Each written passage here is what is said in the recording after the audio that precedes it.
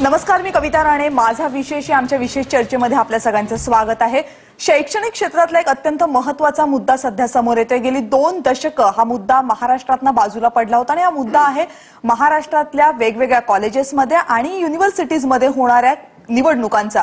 कॅम्पसमध्ये सध्या कुठल्याही निवडणुका होत नाहीत आणि ज्या निवडणुका होतात त्या अत्यंत कंट्रोल पद्धतीनं होत आहेत. पण आता विद्यार्थ्यांकडनं स्वतः अशी मागणी यायला लागलेली आहे की निवडणुका व्हाव्यात, निवडणुकांच्या आधारे विद्यार्थ्यांचे प्रतिनिधी निवडले जावेत आणि त्या प्रतिनिधींनी विद्यार्थ्यांना येणाऱ्या ज्या काही समस्या असतील त्या विद्यापीठासमोर, कॉलेज प्रशासनासमोर मांडाव्यात. आणि विशेष म्हणजे या सगळ्या मागणीला आता विविध राजकीय पक्षांचाही मोठ्या प्रमाणावर पाठिंबा मिळताना दिसतोय. पण 2 शतकांच्या गॅप नंतर ज्या कारणांमुळे या निवडणुका बंद कराव्या लागल्या होत्या ती कारणं पूर्णपणे बंद झालेली आहेत का? आणि आता ज्या पद्धतीने टेक्नॉलॉजी आणि इतर पिढी बदललेली आहे त्याचा विचार करता आपल्याला या निवडणुका घेण्यासाठी पोषक वातावरण निर्माण झालेलं आहे का? हे अनेक प्रश्न मात्र विद्यार्थ्यांच्या मागणीनंतर उपस्थित होतात आणि या सगळ्या प्रश्नांवर चर्चा करण्यासाठी स्टुडिओमध्ये माझ्यासोबत मान्यवर आहेत. पंकजा मुंडे पालवे आपल्यासोबत आहेत. पंकजा मॅडम, खरं तर तुम्ही तरुण पिढीचं आता प्रतिनिधित्व करताय. इतिहास सगळा तुम्ही ऐकलेला आहे. कोणत्या पार्श्वभूमीवर या निवडणुका बंद कराव्या लागल्या होत्या आणि त्यातलं सगळ्यात महत्त्वाचं कारण जे पुढे येते ते म्हणजे क्रिमिनलायझेशन, त्यामध्ये होणारा हिंसाचार आणि गुन्ह्यांचं वाढतं प्रमाण. आज 20 वर्षांनंतर ज्या पद्धतीची टेक्नॉलॉजी आता विद्यार्थ्यांच्या हातात आहे आणि 20 वर्षांनंतर बदलणारी एक नवी पिढी जी आता समोर आहे ती बघता तुम्हाला असं वाटतं का क्रिमिनलायझेशनचा फॅक्टर संपूर्णपणे बाजूला काढून कॅम्पसमध्ये शांतपणे निवडणुका घेता येऊ शकतात?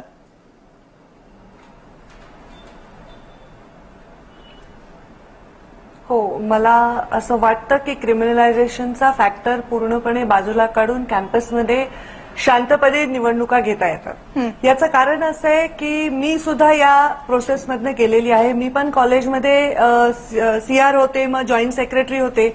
पण मी ज्या बॅचमध्ये होते तेव्हा निवडणुका बंद झालेल्या होत्या. तेव्हा मेरिट बेसिसवर सिलेक्शन असायचं. बरोबर. आणि मेरिटमध्ये आलेल्या विद्यार्थ्यांना यात फारसा रस नसायचा किंवा त्यांचा फोकस चेंज होईल म्हणून ते त्यात फार रस घ्यायचे नाही. आणि मग अशा वेळी ज्यांना अभ्यासात रस नाही अशीच मुलं कुठेतरी याकडे वळतात अशी एक लोकांच्या मनामध्ये प्रतिमा तयार व्हायची. आज तेव्हा मला या सिस्टीमविषयी फारशी नाराजी वाटली नाही. पण आज जेव्हा मी इकडे युवा मोर्चाचा पदभार सांभाळत आहे तेव्हा युवा वर्गांमध्ये राजकारणाविषयी आणि लोकशाहीविषयी काय त्यांचं मत आहे हे विचारात घेता मला वाटतं लोकशाहीविषयी प्रचंड उदासीनता युवा वर्गामध्ये आहे. आणि त्यामुळे त्यांना आपल्याला पुढच्या पिढीसाठी जर नेतृत्व तयार करायचं असेल आणि त्यातल्या त्यात बऱ्याच वेळा घराणेशाहीचा मुद्दा उपस्थित होतो तर तेव्हा त्या मुद्द्याला वगळून जर आपल्याला राजकारणामध्ये युवा पिढी घडवायची असेल तर मला वाटतं ह्या निवडणुका लिंगडो समितीच्या शिफारसीच्या नुसार घेतल्या गेल्या पाहिजेत. पंकजा मुंडे पालवे आपल्यासोबत आहेत. पंकजा मॅडम, महत्वाचा मुद्दा जो येतोय आज तुम्ही जो मगाशी म्हणालात की प्लॅटफॉर्म विद्यार्थ्यांना निवडणुकांसाठी हा मिळणार आहे. पण आज विद्यार्थ्यांच्या समोर अनेक प्लॅटफॉर्म उपलब्ध असतील, मग ते सोशल नेटवर्किंग साईट्सच्या माध्यमातून असू देत किंवा इतर तंत्रज्ञानाच्या माध्यमातून असू देत. अशा वेळेला खरंच विद्यार्थ्यांनाच या निवडणूक प्रक्रिया म्हणजे आपल्यासाठी एक मोठा प्लॅटफॉर्म वाटतोय का?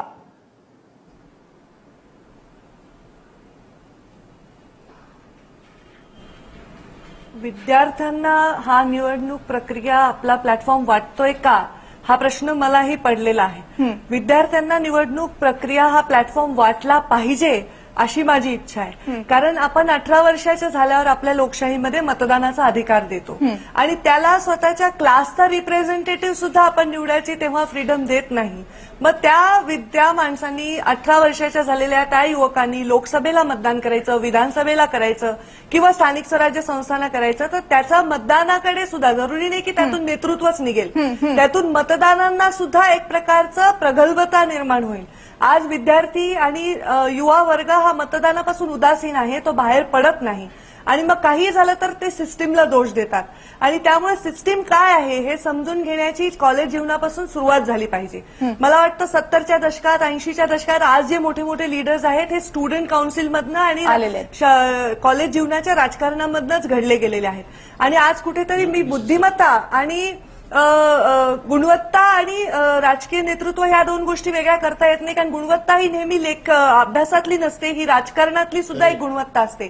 त्यामुळे तो जर गुणवत्ता ज्याला आहे, जो मेरिटमध्ये आलेला आहे, तो सुद्धा जर निवडणुकीत उभा राहिला आणि तो जर त्या क्लासला पसंत असेल तर तो निवडून येईल. फक्त ह्याच्यामधनं मतदानाची प्रक्रिया सुद्धा प्रगल्भ होईल. याच्यामधनं निवडणुकीचा अंदाजा लोकांना, मुलांना त्या वयातच यायला लागेल. त्यांना पुढच्या देशाचं नेतृत्व ठरवण्याची त्यांच्यामध्ये मॅच्युरिटी निर्माण होईल. तंत्रज्ञान वापरण्याची सुद्धा मॅच्युरिटी आज आपल्या देशामध्ये तंत्रज्ञान आपण सरसकट वापरतो. आज खेड्यामध्ये व्हॉट्सअप आहे, फेसबुक आहे, सगळं आहे, पण हे वापरण्याची प्रगल्भता आहे का? त्यामुळे ही जी पिढी आहे, ही येणारी पिढी घडवायची का बिघडवायची, हा विषय राजकीय नेत्यांनी मध्ये पडू नये असं मी स्वतः राजकारणात असले तरी मला वाटतं की स्टुडंट्सच्या या निवडणुकीच्या वातावरणात कुठलाही राजकीय गढूळपणा न येता त्यांना त्यांच्या पायावर उभारण्यासाठी जे प्लॅटफॉर्म मिळालाय त्याचा वापर करण्याची त्यांच्यामध्ये जी गुणवत्ता आहे त्याला आपल्याला अजून कंगोरे द्यायचेत असं मला वाटतं. निधी, तुमची भूमिका खूप स्वागतार्ह आहे. फक्त ते प्रत्यक्षात येण्याची गरज आहे आणि तरच आपण जे म्हणतोय की या निवडणुकांचा गुलाल जो कॅम्पसमध्ये पुन्हा उधळता येईल का, तर तो सकारात्मक पद्धतीने आपल्याला त्याच्याकडे बघता येईल. याच मुद्द्याच्या अनुषंगानं आणखी काही प्रश्न आहेत, त्याच्यावर चर्चाही करायची आहे. फक्त आता एक छोट्याशा ब्रेकची वेळ झालेली आहे. ब्रेक नंतर याच चर्चेमध्ये परत येतोय. बघत रहा एबीपी माझा.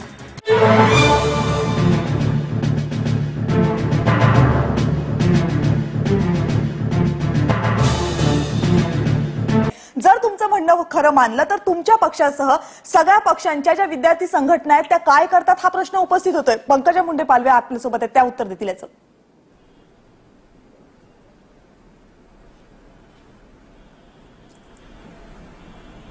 सगळ्या पक्षाच्या विद्यार्थी संघटना या काम तेव्हा करतील जेव्हा विद्यार्थी स्वतः त्या प्रवाहामध्ये सामील होईल.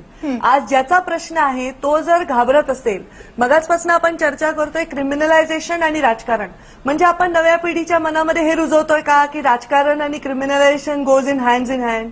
आपण नव्या पिढीला हे सांगायचा प्रयत्न करतोय का राजकारण हे क्रिमिनलायझेशन शिवाय होऊ शकत नाही. मला असं वाटत नाही मी त्याचा हिस्सा आहे, मी काही क्रिमिनल नाही आणि मी राजकारणात आहे. म्हणून कुठल्याही माणसाच्या मनामध्ये राजकारणाची परिभाषा, राजकारण हा शब्दच चुकीच्या अर्थाने वापरला चाललाय. हे नव्या पिढीला आपल्याला समजवायचं. पंकजा मॅडम, मुद्दा असा आहे की नरेंद्र वर्मांचं असं थेटपणे म्हणणं आहे की आत्ताची जी सिस्टीम आहे त्याचा काहीही उपयोग होत नाहीये, त्यातनं विद्यार्थ्यांचे प्रश्न सुटत नाहीयेत असा सरळ सरळ आरोप लावला. जर हे खरं असेल तर या विद्यार्थ्यांसाठी काम करणाऱ्या म्हणून ज्या प्रत्येक राजकीय पक्षाच्या संघटना ज्याच्यामध्ये त्यांच्या पक्षाचीही असेल त्यांचा उपयोग काय? मग याचा अर्थ विद्यार्थ्यांचा त्यांच्याकडे बघण्याचा दृष्टिकोन हाच पूर्ण निगेटिव्ह आहे का, की त्यांना आधारच वाटत नाही की ह्या संघटना आपल्याकडे येतील आणि आपले प्रश्न काही मांडतील म्हणून? हे पूर्ण निगेटिव्ह आहे असं म्हणता येणार नाही. पण मी मगाच म्हटलं की जसं आपण त्या सिस्टीमचा भाग झाल्याशिवाय त्यांचे प्रश्न हे त्यांना सोडवता येणं सहज शक्य होणार नाही. आता आपण जर कॉलेजच्या विद्यार्थ्यांनी राजकारणापासून परावृत्त राहील, राजकारण मला म्हणायचं नाहीये, व्यासपीठ मला म्हणायचं की त्यांच्या प्रश्नांना न्याय देण्याचं व्यासपीठ, त्या व्यासपीठापासून त्यांना परावृत्त राहायचंय आणि राजकारणांनी राजकीय पक्षांच्या विद्यार्थी आघाडीने त्याला ऍक्टिव्ह व्हायचं, तर हे शक्य होणार नाही. ते ऍक्टिव्हली काम करतायत पण त्या ऍक्टिव्हली काम करण्याला खरा अर्थ तेव्हाच प्राप्त होईल जेव्हा कॉलेजचे विद्यार्थी याच्यात स्वतः सहभागी होतील. ते म्हणले, एक पॅनलिस्टांनी म्हटलं की काहीच होत नाहीये म्हणजे सुरळीत चाललंय, असंच काहीतरी चाललेलं दिसतंय.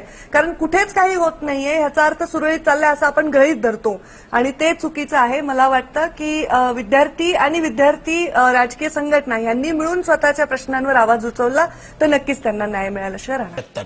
पंकजा मॅडम, तुमच्याकडे येते. अगदी थोडक्यात खरं तर उत्तर पाहिजे कारण वेळ संपत आलेली आहे. राजकीय पक्ष या निवडणुकांमध्ये अग्रेसिव्हली म्हणण्यापेक्षाही आग्रही आहेत या निवडणुकांसाठी. याचं एक कारण जे कॅम्पसमध्येच बोललं जातं ते आयते राजकीय कार्यकर्ते सगळ्या पक्षांना मिळतात म्हणून त्यांचा डोळा निवडणुकांवर आहे, हा एक प्रामुख्याने आक्षेप घेतला जातो. याच्याशी तुम्ही सहमत आहात का? फक्त थोडक्यात उत्तर द्या.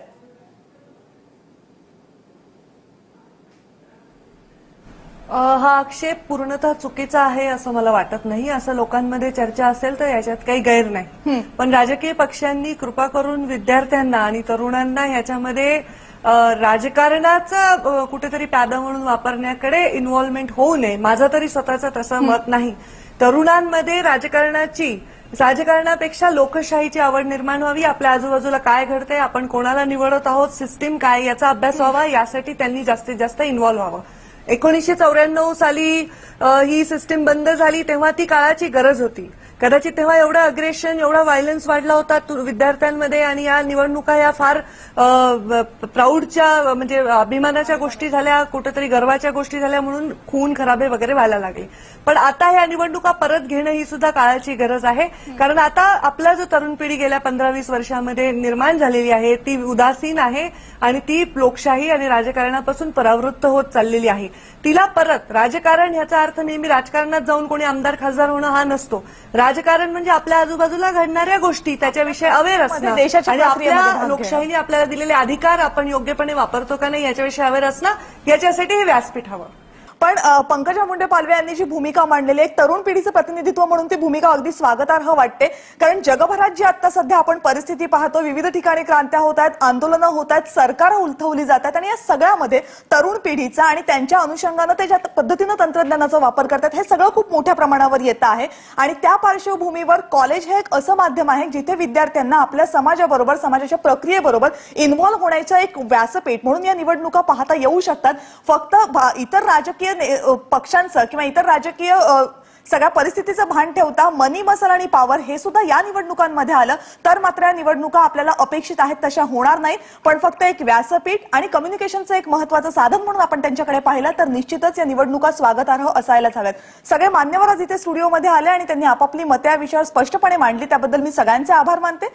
माझा विशेष चर्चेमध्ये आता वेळ झाला इथेच थांबण्याची. बघत रहा एबीपी माझा.